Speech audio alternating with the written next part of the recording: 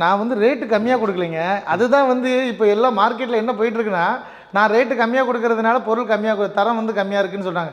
நான் ரேட்டு கம்மியாகவே கொடுக்கலையே. நான் என் பொருளுக்குள்ள ரேட்டை கொடுக்குறேன். என் பொருளோட விலை இவ்வளவு தான். என்னோட லாபத்தை நான் அதிகமாக வைக்கல. நான் மரச்செக்கு பார்த்தீங்கன்னா வாகை மரம் போடுறோன்னு சொல்கிறேன். அதாவது வாகை மரம் வந்து நேச்சுரலாக யார் கேட்டாலும் எனக்கு என்ன மரம் வருதோ அதே தான் அவங்களுக்கு வரும். அதாவது என்ன மரம் வாங்குறோன்னு இருக்குது. வாகை மரத்தில் 3 மரம் இருக்குது. அது தொழில் தெரிஞ்சவங்களுக்கு தெரியும். அந்த மரத்தில் நம்ம 2 மரம் தான் யூஸ் பண்ண முடியும். காட்டு வகையும் நாட்டு வகையும் தான் யூஸ் பண்ண முடியும். நம்ம அந்த வயரத்தை மட்டும்தான் எடுத்து நம்ம யூஸ் பண்ணுறோம். அதனால் அதில் வந்து லோ காஸ்ட்டு அரைக்கிற இடம் அதுதான்.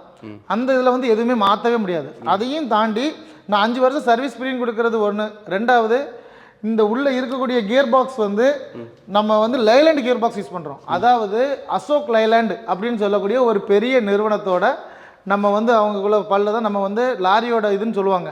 நான் இதை ஓப்பனாக சொல்கிறேன். உள்ளே என்ன பல்லு போடுறேன், என்ன பினியன் போடுறேன்னு ஓப்பனாக சொல்கிறேன். உள்ளே வந்து அந்த அதாவது 2 கஸ்டமர்ஸ் வந்து ஒரு இமேஜின் பண்ணட்டும். அந்த பல்லு எதை இழுக்குது அப்படின்னா, நம்ம எல்லாரும் ஒரு 50 பேர் வண்டியில் ஏறுறோம். பின்னாடி டயரில் வந்து 2 டயருக்கு இடையில ஒரு பாக்ஸ் இருக்கும். ஆமாம், அந்த பாக்ஸ் தான் ஹவுசிங். அதுக்குள்ளே யூஸ் பண்ணக்கூடிய லைலாண்ட் பல்லை தான் நான் யூஸ் பண்ணுறேன். அப்படி இருக்கிற பட்சத்தில் நான் இப்போ வந்து நான் டேமேஜான பொருளை நான் போட முடியும். ஏன்னா அந்த முக்கியமான பொருளை நம்ம அவங்கள நம்பி தான் இருக்கிறோம். அந்த ஸ்பேர் பார்ட் நம்ம மெயினான பொருளே அதுதான்.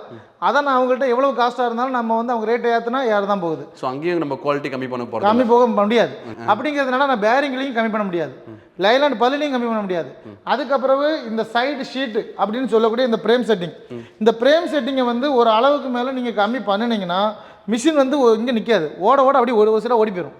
அதுக்கப்புறம் இன்னொரு விஷயம் என்னென்னா, இதை வந்து எல்லாமே லேசரில் கட் பண்ணி பெண்டிங் பண்ணக்கூடிய ஷீட்டு. பெண்டிங்லேயும் ஒரு அளவுக்கு மேலே நம்ம ஷீட்டை பெண்டு பண்ண முடியாது. அதாவது இது 8 mm 10 mm வந்து பெண்ட் பண்ணுவாங்க. ஆனால் நம்ம ஒரு அளவுக்கு மேலே இத்தனை எம்எம்ல வந்து நம்ம பெண்டு பண்ணினோம்னா சீட்டு கிராக் ஆயிரும். அதோட தரத்துலையும் நம்ம வந்து எதுவும் பண்ணுறதில்ல. ஓகே, குவாலிட்டியில் காம்ப்ரமைஸ் பண்ணவே இல்லை. ஆமாம், குவாலிட்டியில் காம்ப்ரமைஸும் பண்ண முடியாது.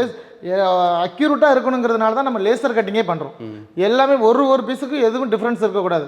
முடிஞ்ச அளவுக்கு எல்லாமே ஒரே அளவு வரணும். அதுக்கு என்ன உண்டுமோ நாங்கள் முயற்சி பண்ணிகிட்டே இருக்கோம். ஓகே சார், குவாலிட்டியில் எல்லாமே பர்ஃபெக்டாக ஹை குவாலிட்டி மெட்டீரியலே யூஸ் பண்ணிங்க. ஆனால் ரேட்டில் எப்படி சார் கம்மியாக கொடுக்குறீங்க?